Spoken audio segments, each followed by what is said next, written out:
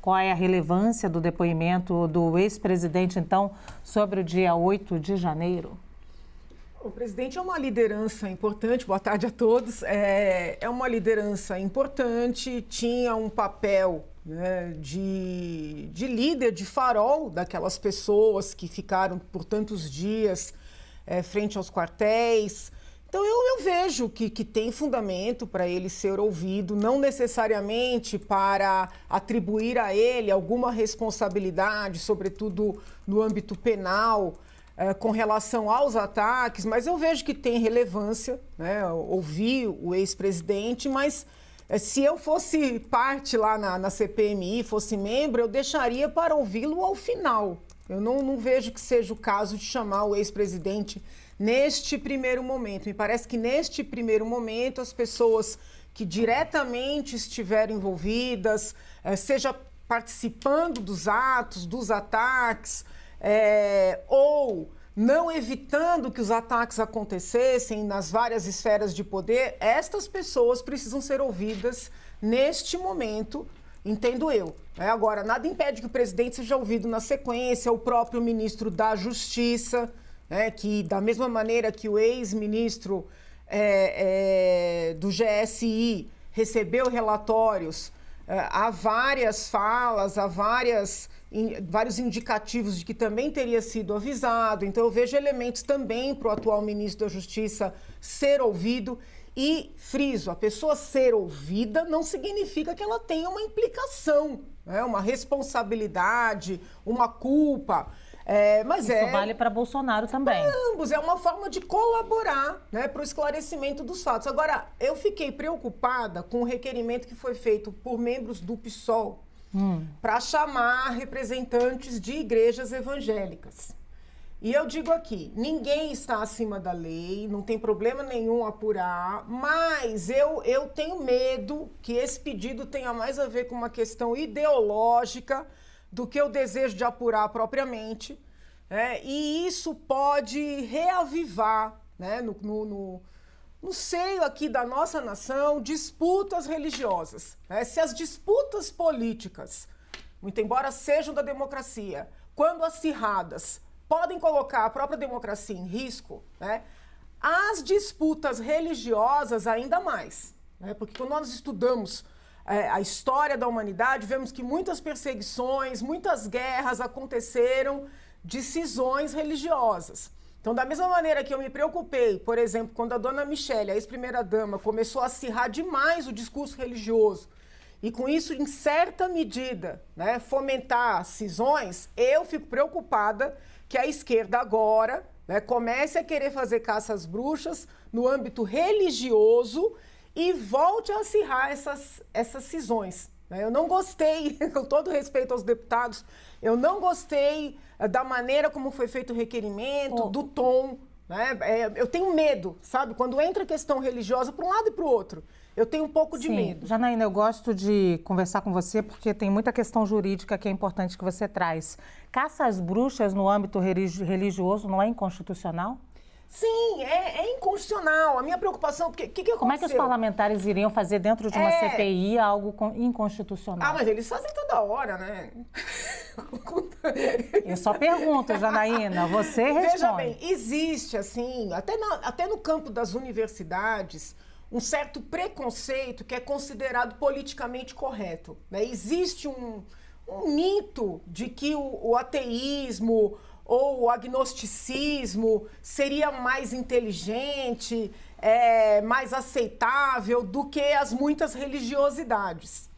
E como a esquerda está mais presente nas universidades, é comum, essa visão. Então, o que aconteceu?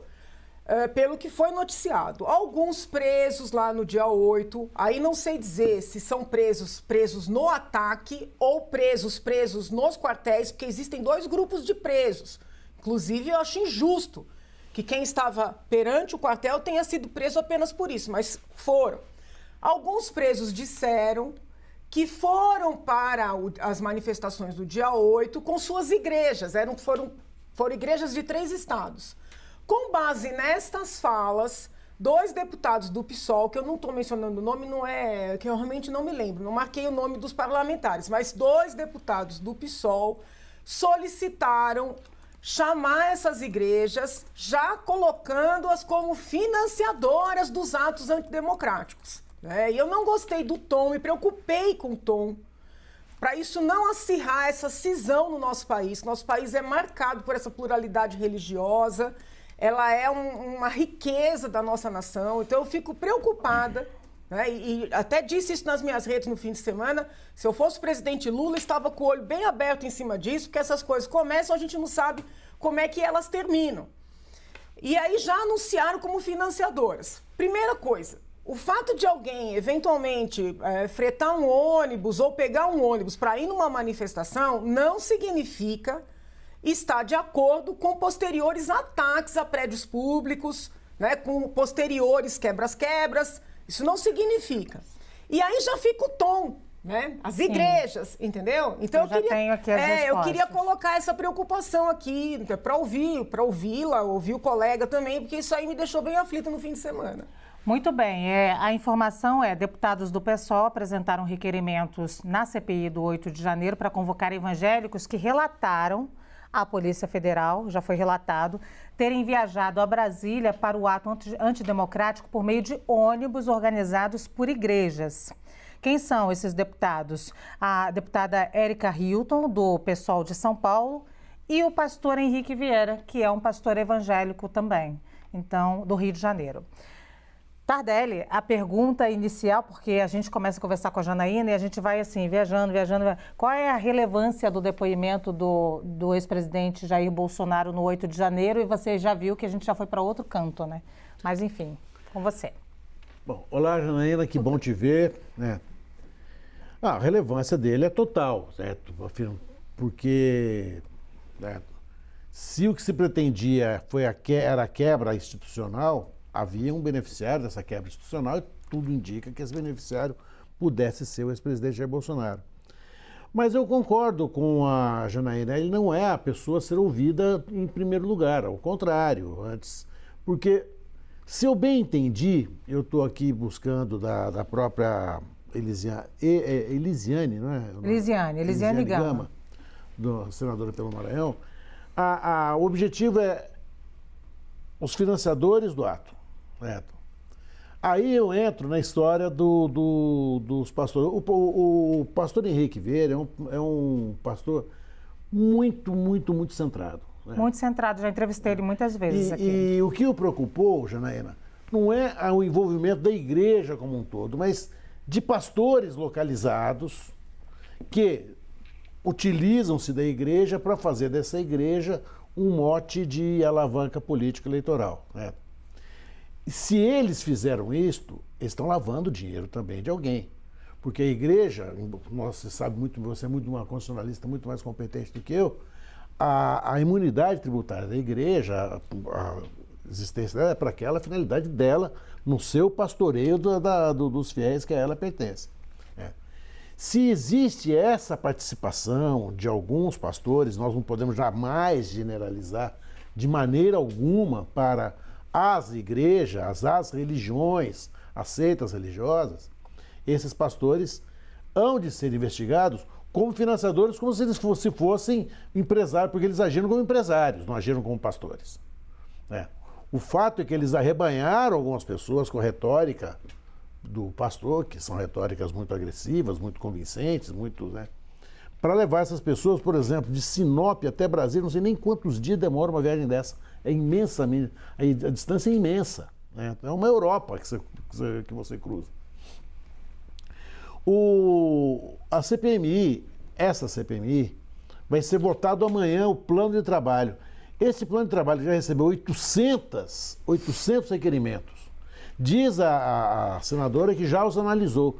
E eu imagino que foi aquilo que a gente comentou da outra vez, muitos devem ser iguais, devem se sobrepor. Semana passada, acabar que sejam bem menores. Sejam bem menores, que se juntar tudo, vai ser bem menor. Para explicar ao nosso telespectador, várias pessoas podem fazer requerimentos semelhantes, convocação, por exemplo, da mesma pessoa. Das mesmas pessoas. E aí, assim, quando juntar... E se tratando de alguma, querem deixar marca política, olha, eu vou pedir a convocação do Anderson Torres, eu também vou. Então são 2 requerimentos para pedir uma convocação que está sendo feita. A questão é que me parece, e nós também falamos isso na semana passada, são os documentos que serão requisitados. Aí é que a CPI vai pegar. Né? A história de depoimentos, a prova oral, nós precisamos passar da prova oral. O que é a prova oral? A testemunha. Né? Nós vamos ultrapassar o processo, precisa ultrapassar a prova testemunhal. Né? Eu tenho muito medo da prova testemunhal sem a prova documental ao lado, assim, sabe? Eu já vi várias, nossa, incontáveis, milhares de vezes a prova testemunhal ser desmentida frontalmente. Então vamos ver o que eles vão trazer, quais os sigilos bancários que vão ser quebrados, quais as informações que virão. Talvez estas informações teriam que preceder a oitiva das pessoas, até para saber o que vai perguntar a elas. Porque eu costumo dizer o seguinte: se você não souber o que perguntar, você não tem o direito de reclamar da resposta. Isso eu aprendi 30 anos de justiça criminal. Você precisa saber o que vai perguntar. Você não pode depois acusar aquele que você perguntou de ter mentido. Você não sabia o que estava perguntando, você não sabia qual a resposta que ele podia dar. Você não tinha nenhum dado de controle sobre aquilo que ele está depondo. Se nós quisermos fazer, se o Senado, se essa CPMI quiser fazer um trabalho sério, primeiro vem a prova documental.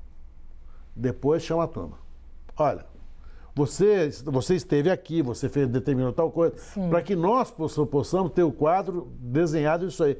Senão vai ser aquela coisa, aquela gritaria, aquela histeria, aquele perdão, eu detesto a palavra histeria, retiro.